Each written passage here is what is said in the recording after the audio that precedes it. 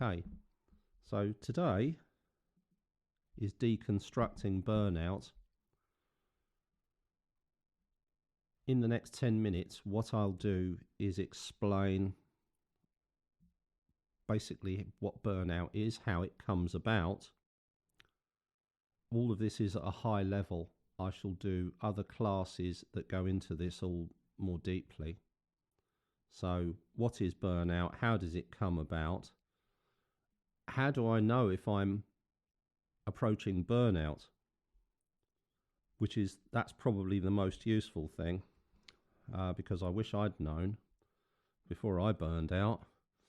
And then, of course, a strategy to either avoid burnout and then also recover from burnout. So what is burnout?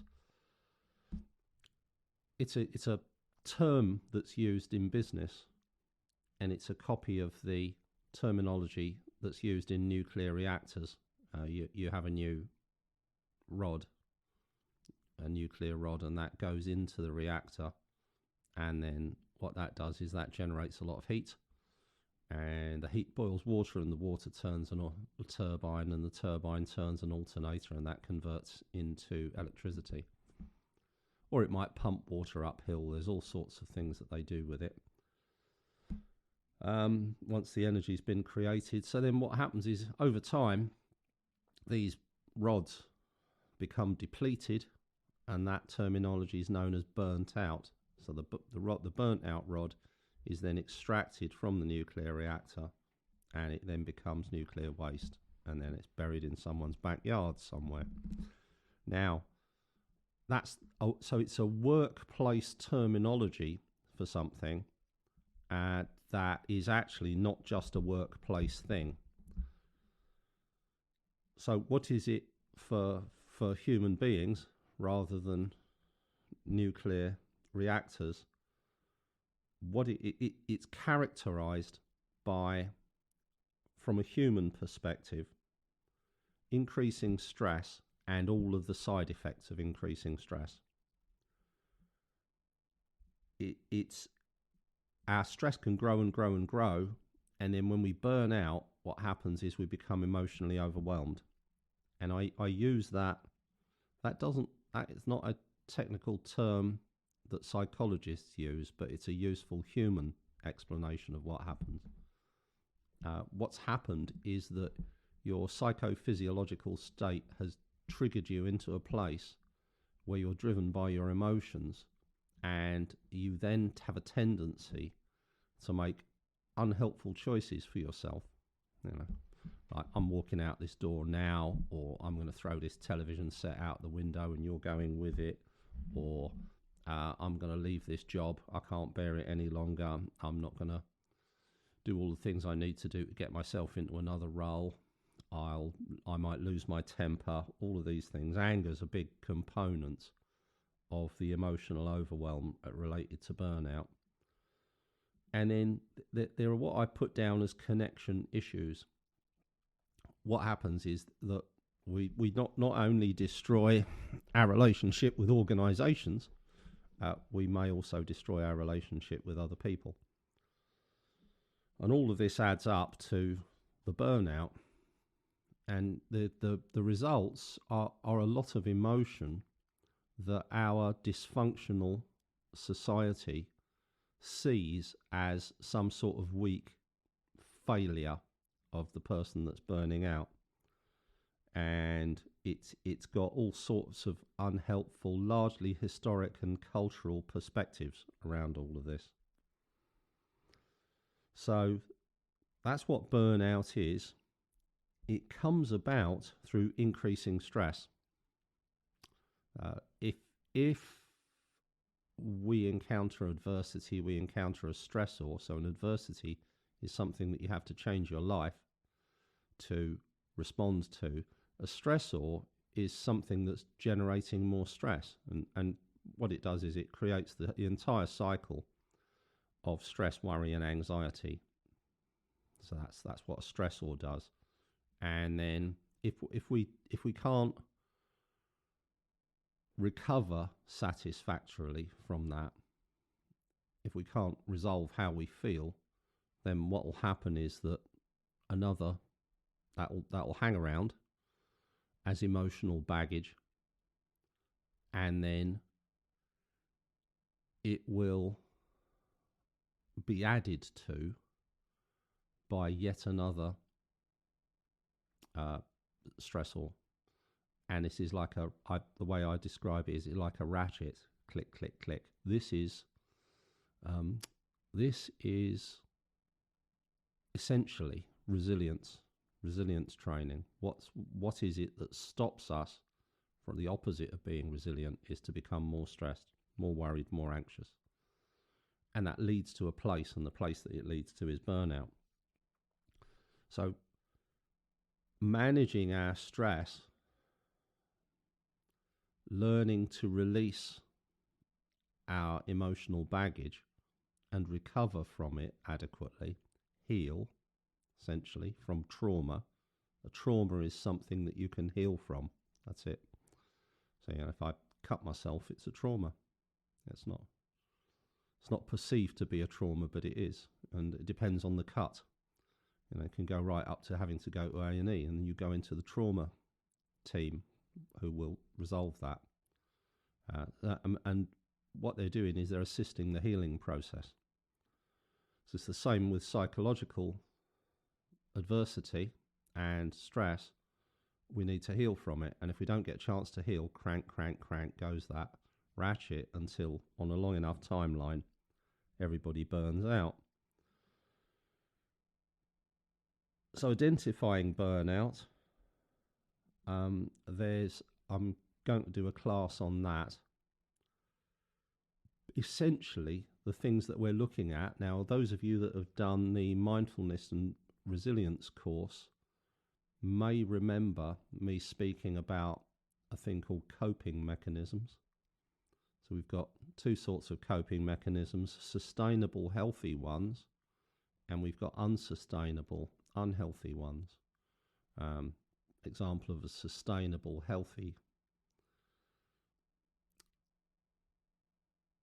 coping mechanism is going for walks in the country, connecting with friends, yoga, meditation, exercise, all that kind of stuff. Unhealthy, walk into a supermarket, the alcohol, the food, retail therapy, lending huge amounts of money to experience something that helps you to stop feeling so bad. All of these things are unsustainable. They're unhealthy and unsustainable. And it's how our coping mechanisms progress, which is the most useful way of identifying if you're approaching burnout. So I shall cover that as well. And we need a strategy to avoid burnout. We need a stress management strategy, a coping strategy, not a coping mechanism. Coping mechanism is the thing we do. Strategy is we've sat down and we've thought it out and we said, right, okay, I'm going to cut down on the half a bottle of wine and make it just a glass, or bottle of wine and make it half a bottle of wine, and so on. I'm going to cut down on the cigarettes. I'm going to cut down on, spending more money than I earn. All of these things, whatever it might happen to be, the unsustainable. If we can get the unsustainable coping mechanisms to diminish and engage more in healthy, sustainable ones, then we're on the road to recovery from the stress that we're in. At the very least, we won't be adding to it. Other things that are really important, it's all about people. We need to be able to build healthy boundaries. We need to be able to deal with difficult people. Very often it's our human relationships that are pivotal to this. And then we need to develop focus, calmness and relaxation. And there's a number of ways that we can do those. So that, in a nutshell, is me deconstructing at a high level the main questions around burnout, which is, what is it? How does it come about? How do we know if we're approaching burnout? And what sort of strategy can we apply? And meditation as part of our coping strategy is an incredibly powerful tool. Got yet another study. This is one very high quality, this one. A lot of the studies tend to be a little bit on the fuzzy side. I like what they've turned up. I have to read it fully, and then I shall make it and the information in it available to you.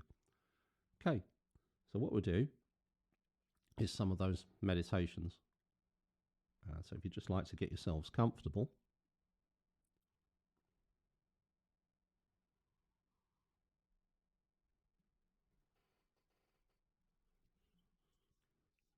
begin the meditation in the traditional way by reconnecting to the present moment through noticing sound passing through time with the assistance of the bell.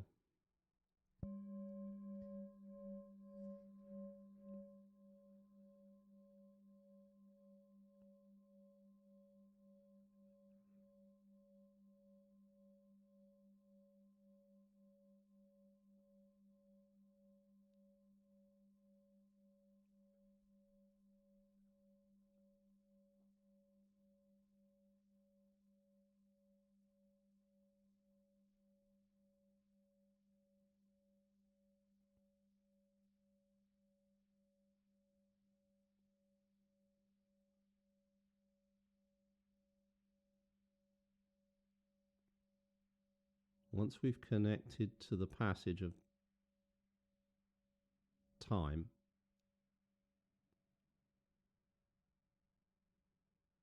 and we can notice the passage of time in continuous movement and sound,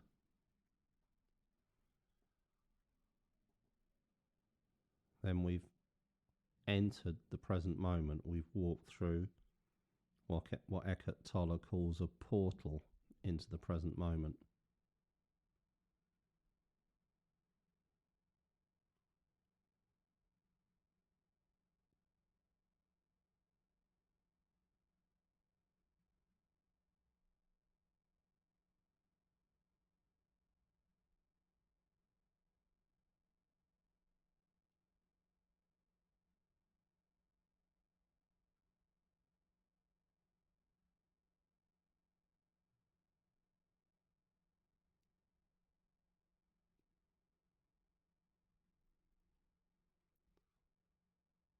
And we can notice that movement of time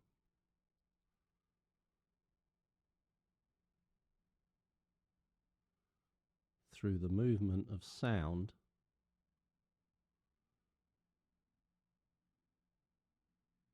through time and through the movement of the breath through time.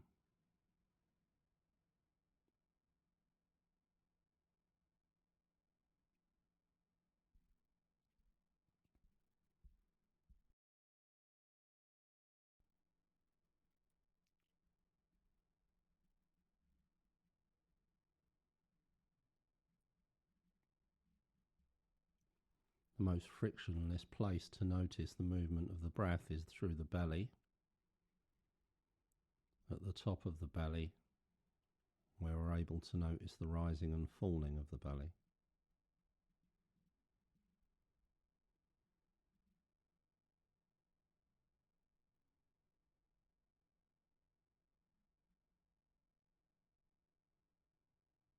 Because if we observe it, we can discover that it is continuous.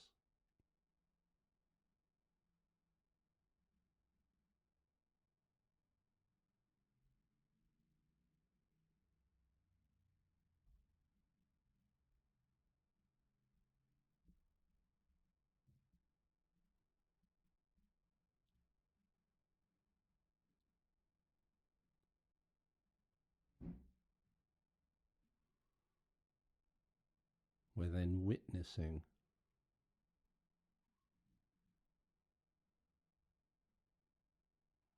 the movement of the belly,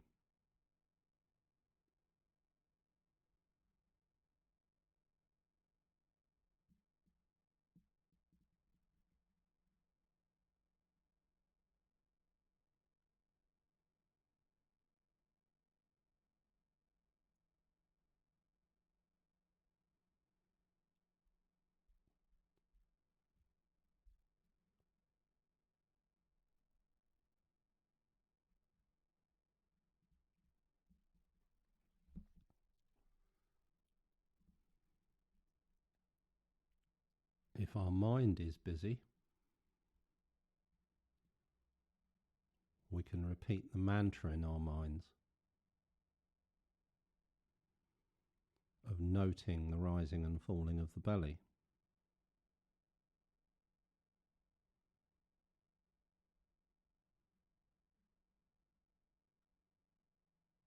And we can make that mantra, the mantra is our inner dialogue.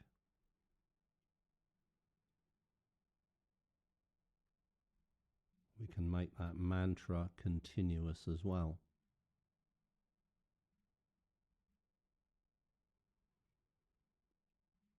Rising, falling, rising, falling. We can extend the inner dialogue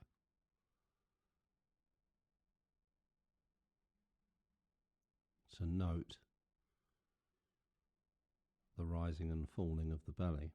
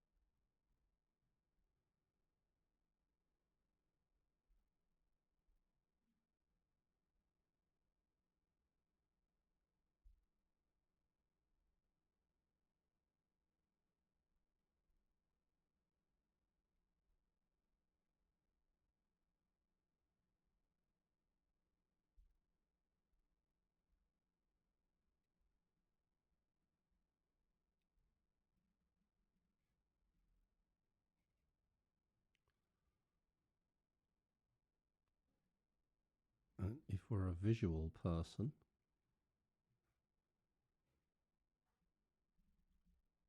we can experience this experience of noticing this continuous movement through time as the experience of being seated by a mountain stream. If we're not a visual person, we can experience this through the sense, the feeling of how it would be to sit by a mountain stream.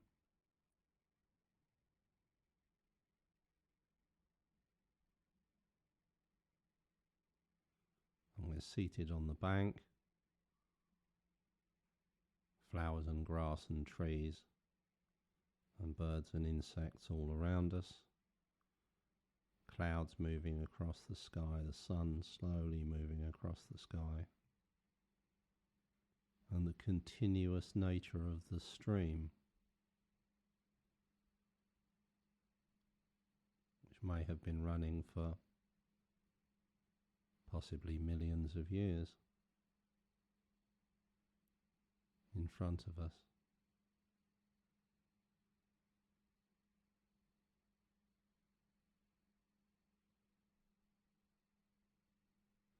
And so if in our mind we notice a rock in the stream,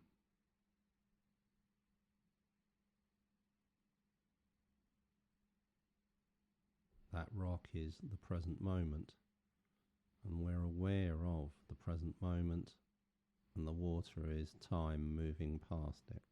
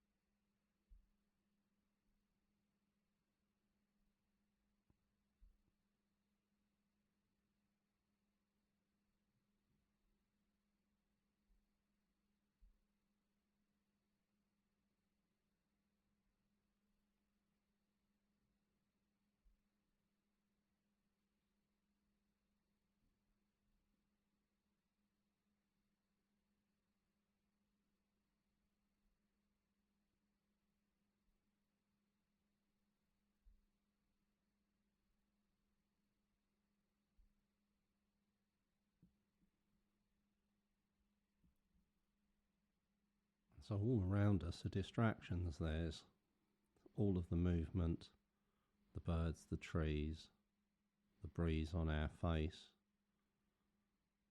the wind in the trees, the movement of the grasses, the insects, the creatures, constant movement. We're not having to force it out via awareness. To notice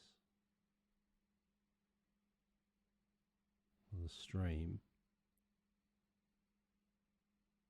passing through time, passing our awareness of the rock.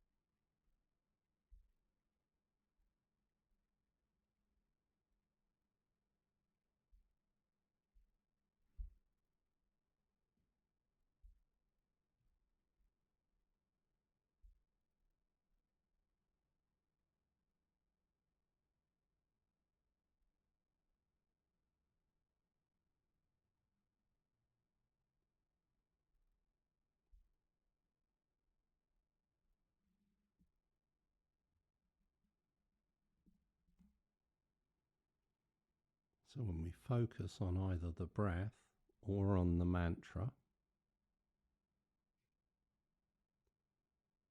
the inner dialogue, repeating in our minds, rising and falling, we're noticing that it's continuously moving through time, or we're noticing the breath, the cycle of the breath continuously moving through time,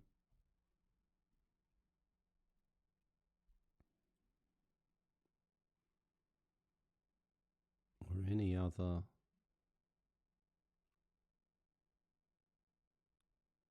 phenomena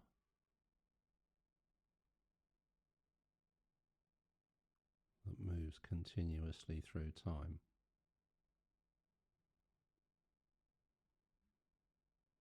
Or stays steady as part of the present moment with time passing it.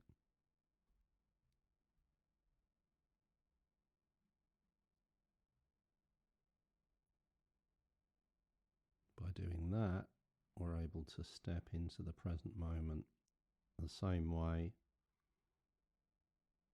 as though we're seated by the mountain stream.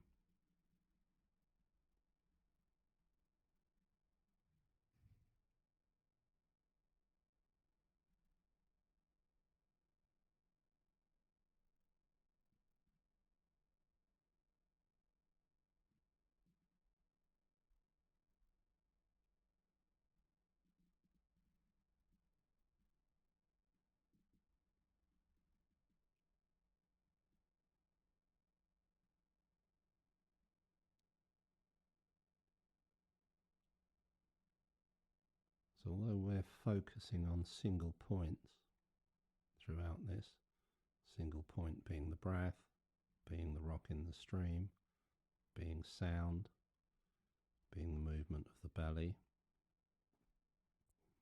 we're also aware of the continuous motion of everything, the continuous change.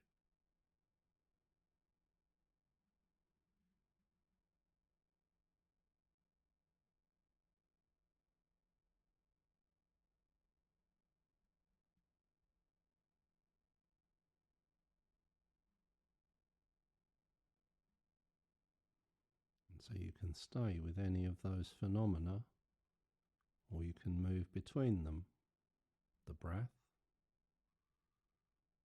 the mantra, noting the rising and falling of the breath, the passage of sound, or the experience of the stream passing before your eyes, in your mind.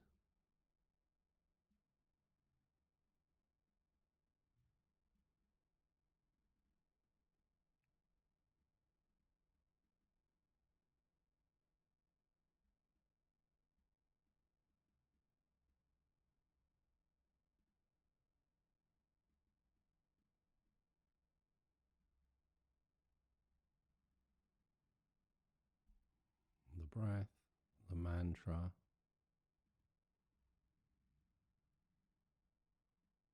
the stream, and sound.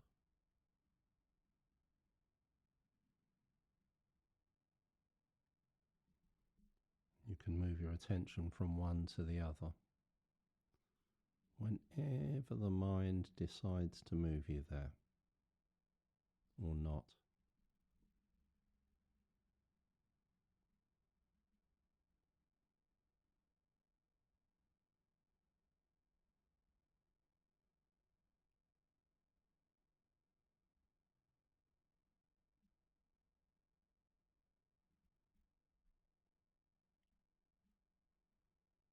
So essentially this is a meditation of witnessing time passing. Just practice it for the next few minutes.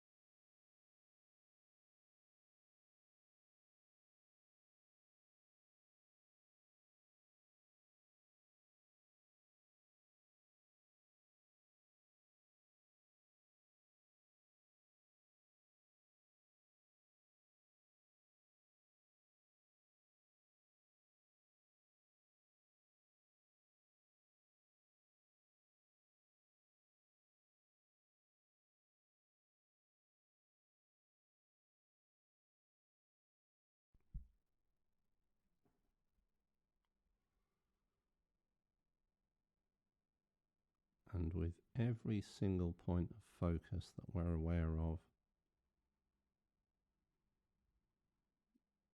part of our experience is the breath.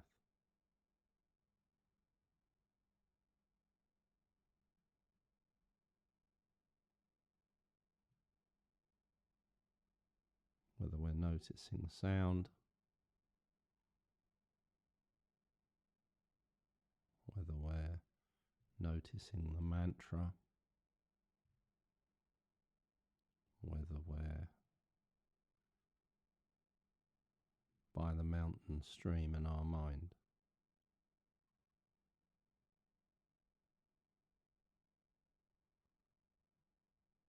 There's the breath, omnipresent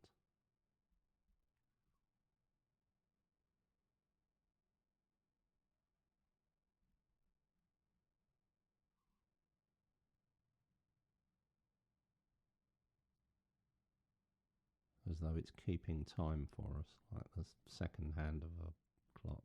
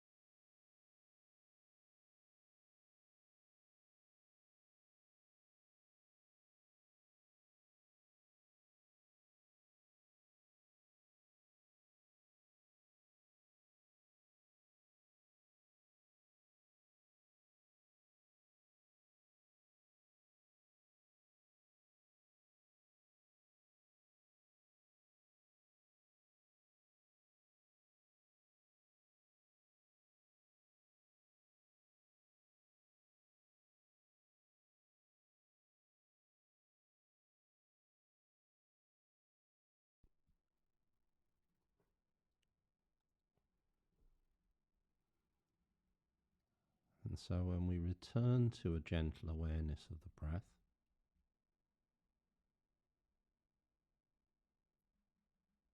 just noticing the rising and falling of the belly,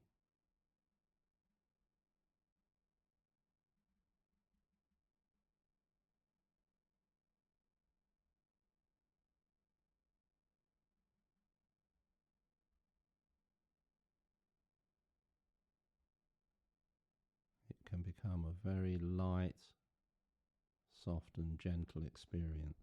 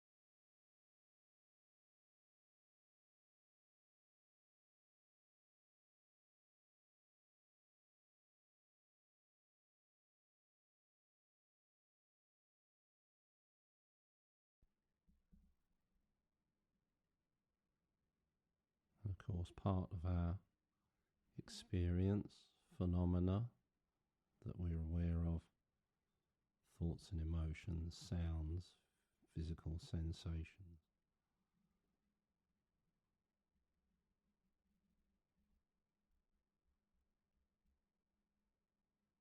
The cycle of our inner and outer life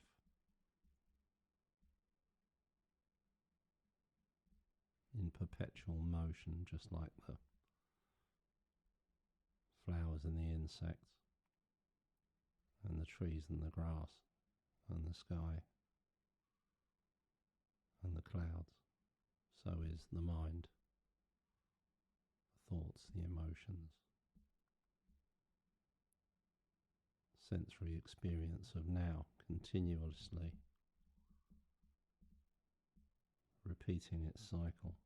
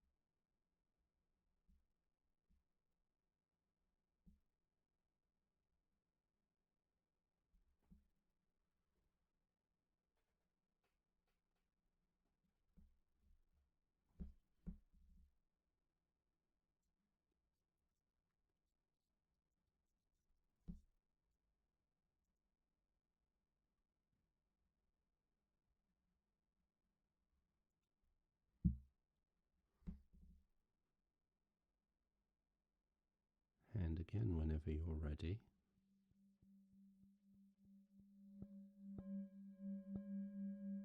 in your very own time,